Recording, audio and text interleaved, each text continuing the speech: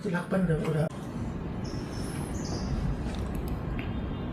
Kok 8 sih? Hah? Apa? Foto 8 menurutnya. Hah? Menurutnya kok 8 itu? Loh? Foto Pak. Saya nggak mau ini. Hampir 3 pekan, saudara, kematian diplomat muda Kementerian Luar Negeri masih menjadi misteri. Besok penyidik Polda Metro Jaya rencananya akan mengumpulkan semua ahli untuk menyimpulkan apa penyebab kematian Arya Daru, diplomat Kemlu yang tewas terlakban. Lalu bagaimana merangkai puzzle sebab dari kematian diplomat Kemlu ini, kita akan bahas bersama Komisioner Kompolnas Yusuf Warsim dan anggota Komisi 3 DPR RI dari fraksi PKS Nasir Jamil. Selamat petang Pak Yusuf, Bang Nasir, terima kasih sudah bergabung bersama kami di Kompas Petang. Saya akan ke Pak Yusuf terlebih dahulu. Selamat petang. Selamat petang, Cynthia. Pak Yusuf, dari informasi yang Anda peroleh, Kompolnas sendiri mendapatkan informasi terkini apa Pak Yusuf terkait kematian dari Arya Daru Pangayunan ini? Baik, terima kasih, Cynthia.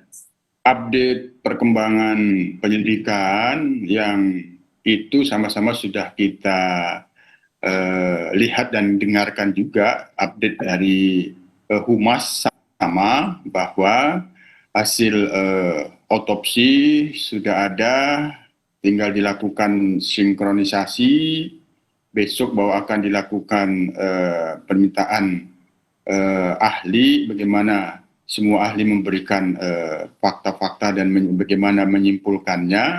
Nah, Kompolnas sendiri sangat berharap bahwa kita berharap dalam pekan ini, ya, apabila besok sudah bisa para ahli memberikan pendapatnya masing-masing sesuai dengan keahlian, apakah itu ahli hukum pidana, apakah itu ahli digital forensik, ahli kedokteran forensik, ahli APSIPOR, Asosiasi Psikologi Forensik, dan sebagainya. Ya, kita berharap, ya namanya kita berharap karena ini sudah memasuki pekan akhir kedua, sudah mau 14 hari ya. Kita berharap ya sejak peristiwa 8 Juli ditemukan ada almarhum di dalam kamar dalam kondisi meninggal, ya kita berharap Selasa kita bisa hadir dalam gelar perkara sehingga dirilis bagaimana hasil kesimpulan penyelidikannya. Itu Cynthia, kita harapannya seperti itu sebagai pengawas. Ya, Bang Nasir, lalu bagaimana Komisi 3 melihat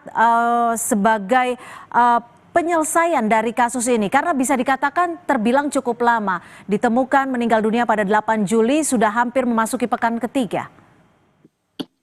Ya, pertama harus kita pahami bahwa tidak ada kejahatan yang sempurna. Begitupun ini sebenarnya juga tantangan dan pembuktian bagi Polri presisi untuk menyibak tabir gelap ya kasus kematiannya. Sebab tentu saja sangat rapi sebenarnya pelaku itu karena terkunci dari dalam, kemudian dilakbat. Bahkan saya juga mendapatkan foto-foto terkait dengan kondisi korban ya, di mana seluruh jari tangannya itu berwarna biru, kemudian ada lebam di leher, ada lebam di pangkal tangan ya, yang itu menunjukkan bahwa memang spekulasi atau katakanlah isu-isu yang terkait dengan korban bahwa bunuh diri dan lain sebagainya itu menurut saya sangat tidak masuk akal. Nah, karena itu sekali lagi scientific crime investigation itu menjadi sangat penting dilakukan oleh kepolisian untuk mengungkapkan misteri tadi itu. Jadi tidak ada cara lain. Begini Bang Nasir, artinya ini saya coba kembali merangkum pernyataan Anda. Artinya dari Anda sendiri menyatakan bahwa sangat tidak mungkin Arya Daru meninggal akibat bunuh diri berdasarkan bukti-bukti yang sempat Anda lihat. Artinya foto-foto yang sempat Anda lihat. Ya, foto-foto itu masih ada sama saya ya. Dan seperti saya katakan tadi, itu ada sejumlah kekerasan sepertinya, kekerasan fisik yang dialami oleh korban, ya.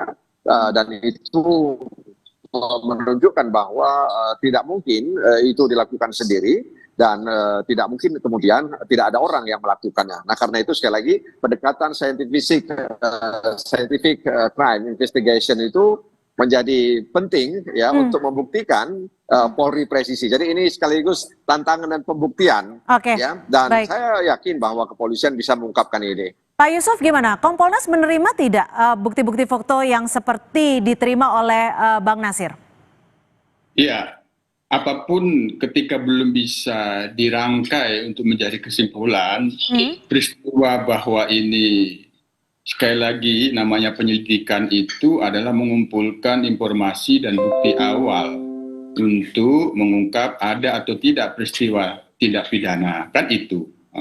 Itu tujuan penyelidikan. Nah, rentang waktu, peluang apakah ada peristiwa pidana, apabila ada, rentang waktunya itu sekitar pukul setelah istri tidak bisa menghubungi lagi almarhum, kira-kira pukul 21 tanggal 7 Juli, hari Selasa, hari Senin. Nah, hingga pukul sekitar 21.30-an atau 20-an. Itu sampai almarhum di kediaman itu terlihat CCTV. Dalam rentang waktu bisa saja apakah dia itu dilakukan tindak pidana yang itu kaitannya dengan racun atau apa, itu bisa saja. Oleh karenanya kami dari Kompolnas pada saat hari Selasa lalu mendatangi Polda Metro Jaya dan melihat TKP memang meminta pendalaman dengan cermat dan teliti rentang waktu itu. Tapi Kompolnas menerima juga ya foto-foto seperti yang Bang Nasir bilang? Sebagian ada, sebagian ya, sebagian. Apakah itu karena sebab kekerasan, tentu ahli kedokteran forensik yang bisa menjelaskan. Itu ciri-ciri memar, apakah itu kekerasan, apakah memar setiap memar itu kekerasan, itu kan yang tahu itu kedokteran forensik. Namun Kompolnas kan juga sempat melakukan beberapa hari lalu ke lokasi ya? Iya, hanya kan ada CCTV yang almarhum itu berada di rooftop Kementerian Luar Negeri. Nah, kita belum bisa menyimpulkan fakta apa yang berada di rooftop tersebut. Itu diduga dalam rentang waktu sudah tidak bisa dihubungin lagi dari istri kepada almarhum.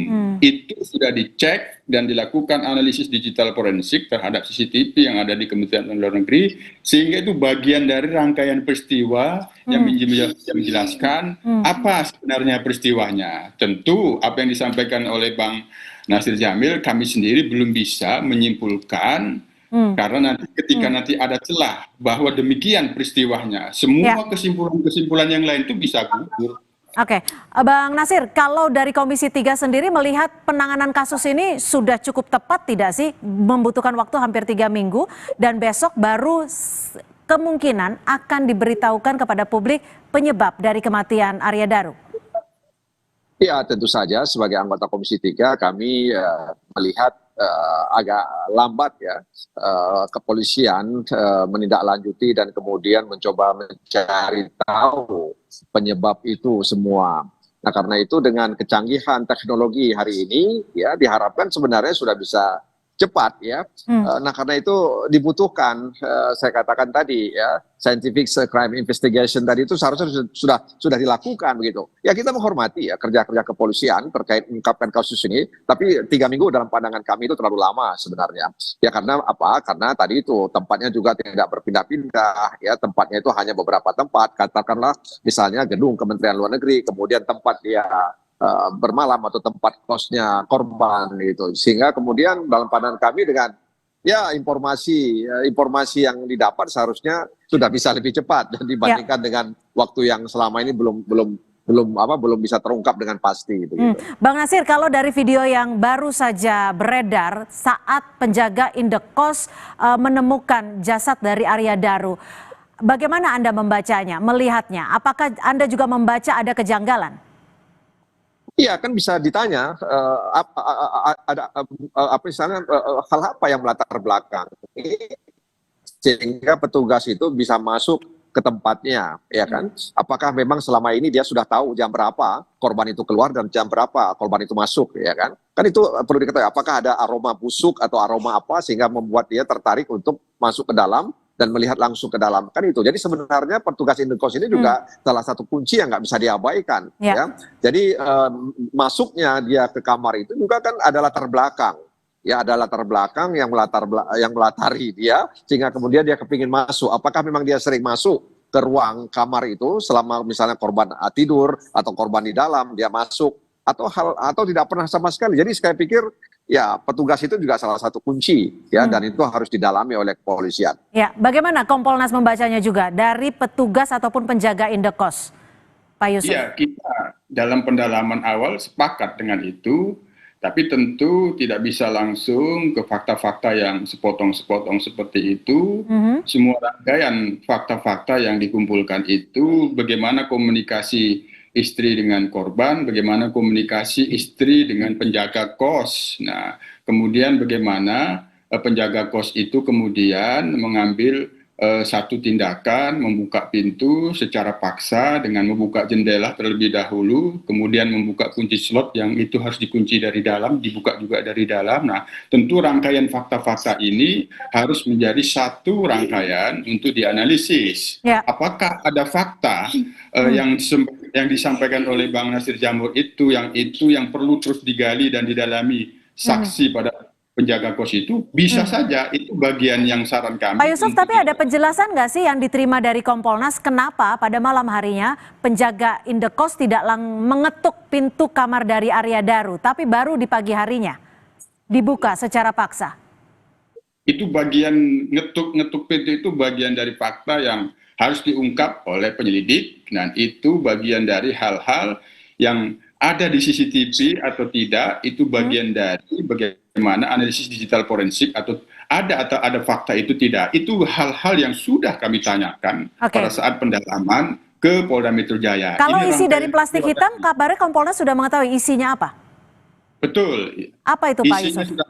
Ya, itu bagian dari hal yang harus disimpulkan di dalam penyelidikan. Kita tidak memberikan informasi sepotong, nanti bisa ditafsirkan tidak sesuai dengan fakta dan bisa disimpulkan tidak sesuai dengan faktanya. Oleh karena itu, biar itu menjadi rangkaian penjelasan fakta-fakta penyidikan dengan kesimpulan apa akhirnya. Baik, terima kasih atas penjelasan dan juga perspektifnya Komisioner Kompolnas Yusuf Warsim dan juga anggota Komisi 3 DPR RI fraksi PKS Bang Nasir Jamil atas perspektifnya sore hari ini. Terima kasih. Terima kasih Cynthia, terima kasih Mas Yusuf.